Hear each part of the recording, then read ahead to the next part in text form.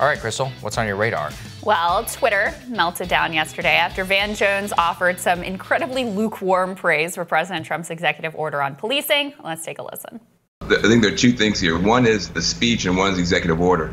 The executive order is a good thing, and mainly because you saw the support of law enforcement there. That gives you a sense of where the bottom is, where the floor is for reform, and that floor is higher than it has been.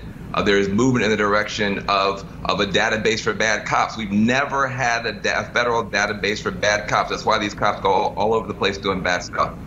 The idea that you're going to have de-escalators now alongside cops so you can talk people down and not shoot people down. The chokehold, that's common ground now between Pelosi and Trump. So you see good stuff there. I thought the speech, though, missed the opportunity. It started off with a lot of unity, and then it moved off into politics and a whole bunch of stuff that people are going to fight about, and then it kind of tried to come back to unity at the end. All that stuff is classic Trump. It will be gone tomorrow. But what will be in place, there is a new floor, a higher floor for Congress to now depart from that includes law enforcement support for data, for de-escalators, for better training, and against chokeholds. I think progress has been made, muddied by, I think, a speech that was, really, I think, over the line in a lot of ways if you're trying to go for unity. But I think the speech goes away over time. I think the progress that the people have made in getting even the Trump White House, the Republicans, and now law enforcement, along with Democrats, to take steps forward is really powerful. I mean, look, Trump's speech was basically confused, rambling trash, which did not even say the word racism, and his executive order is fairly toothless and pathetic. But Trump doing something on police reform is a step forward over the nothing that was being done before.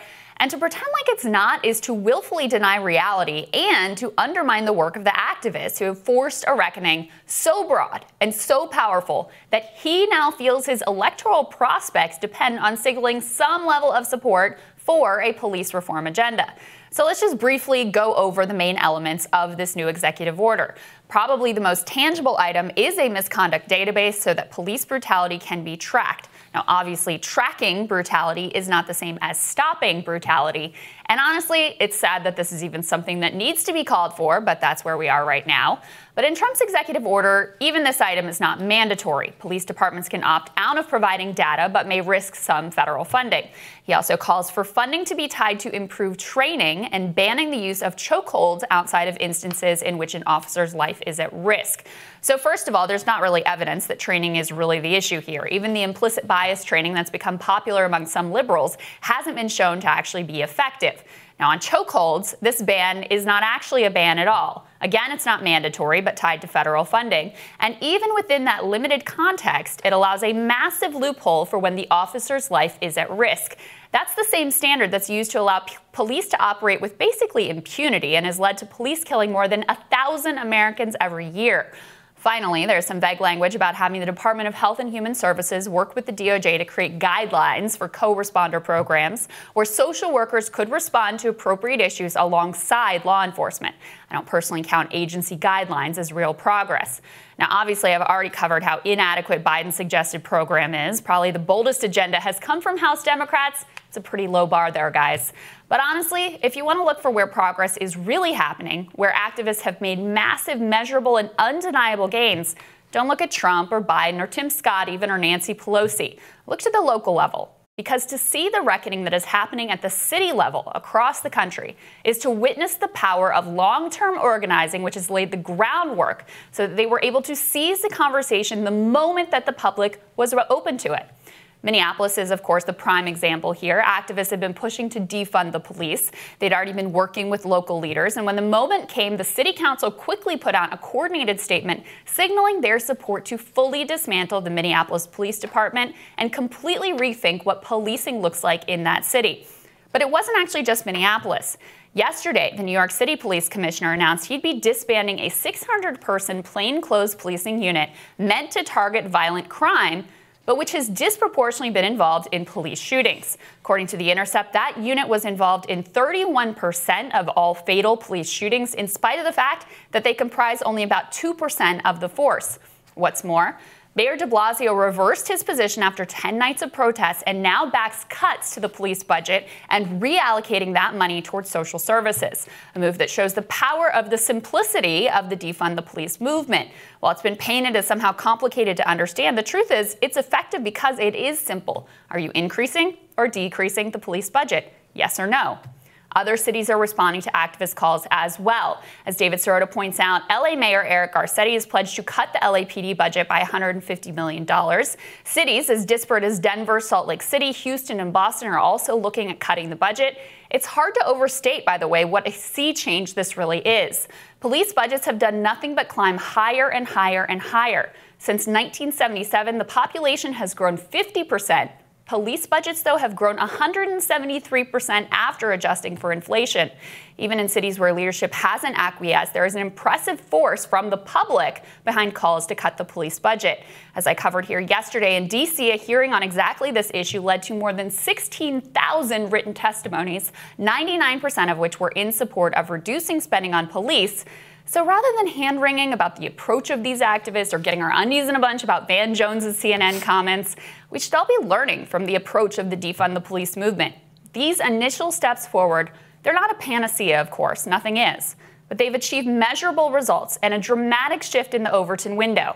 They have given people permission to fundamentally rethink how we approach policing in a way that the reform-only movement never actually permitted. And they've even forced the so-called law and order president, the very fine people on both sides guy, to have to reckon in some small way, inadequate and tokenist though it is, with a movement for Black lives. Sagar, what did you make of the president's order yesterday? I think it is largely tokenist. And I think that what it is that the federal government doesn't actually have a lot of power over policing. It does in terms of funding. But yeah, that's why I was, it's funny because you were talking about the chokeholds. I mean, it's not like they can just ban chokeholds. So one of the things that you're pointing to, which I think is the correct. Now, look, I don't agree with a lot of what the activists are pushing for. Right. I think that the way that it happens is actually, it's funny, it's like kind of a conservative thing, which is localism, which is that if you really want to see an impact, I mean, the national system is so broken. Right. And the way that change, if you actually want it to happen, it will have to happen on the local level. And you're going to have microcosms, and you're going to have places like San Francisco and Minneapolis and others, which are taking different approaches. I think those approaches are very wrong. They're going to see a nice violent crime increase over the next couple of years. But if I'm wrong and they're right, then fine. Then use that as evidence in order to push even more national legislation, which you can compel people to do things or not through the use of federal funding. Yeah. So whenever we're talking about the Trump order, I don't really agree with the fundamental premise of a lot of this stuff, but I'm saying that is really all the federal government can do.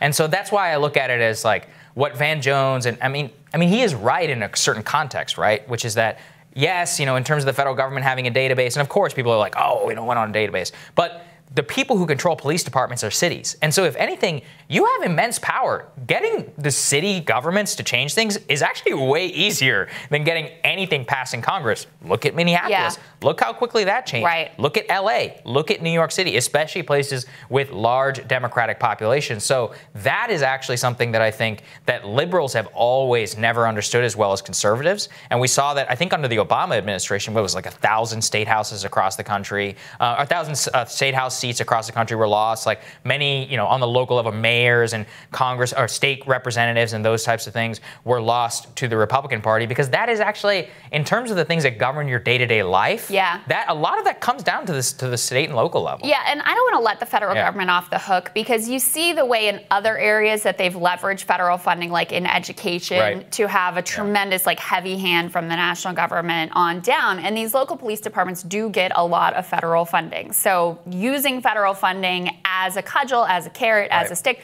that actually can be effective.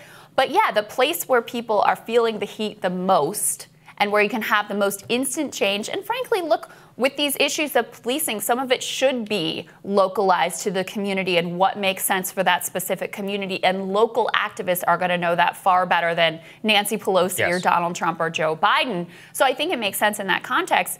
And I do think a lot of times on the Democratic side, and this is sort of like a liberal conservative mindset difference, like conservatives think about the individual person, Democrats think in like the group. So there's almost like a natural contempt for this sort of local politics. And there's been an abdication of a focus on the local level, on the state level. You are starting to see on the left a focus on this, though, and you look at Seattle, right? They have a socialist city council member. Yeah, we had her on the show, right? And just that one individual has made a tremendous difference in the direction of the Seattle City Council. You see this in Chicago, you see it in Pittsburgh, you see it in Philadelphia and other places where there is a focus on, okay, we maybe aren't going to win the presidency right now. Maybe we're not going to win like a bunch of seats in Congress, but we can actually make massive changes at this city level and try out new things that people haven't had permission to try before and use that as a laboratory the way that conservatives have. And I think that's really important. I also think like there's a lot to be learned from the organizing that happened here because this didn't just come out of nowhere.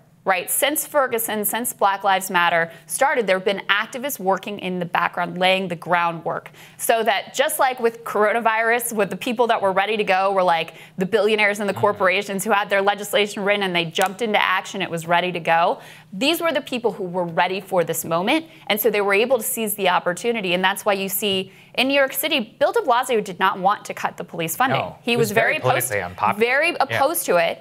And after pressure, after night after night after night, he's finally come out and said, okay, we are going to move in the direction of decreasing the budget, reallocating to social services. So even someone who has been reticent has, with this kind of sustained and focused pressure, has had to change in real time. It's an important lesson in how change actually works and how organizing coalitions. Look, you don't just have a political moment and you seize the ground. This is what happened with Trump, right? He just like won the election and they're like, well, wait. Who are we actually going to work? Who's going to do any of the things that we said? It takes a long time to build this kind of infrastructure up and how to actually push political change. So that in that way, very important lesson. Yeah, pretty interesting stuff. All right, Sagar, looking forward to your radar. That's next.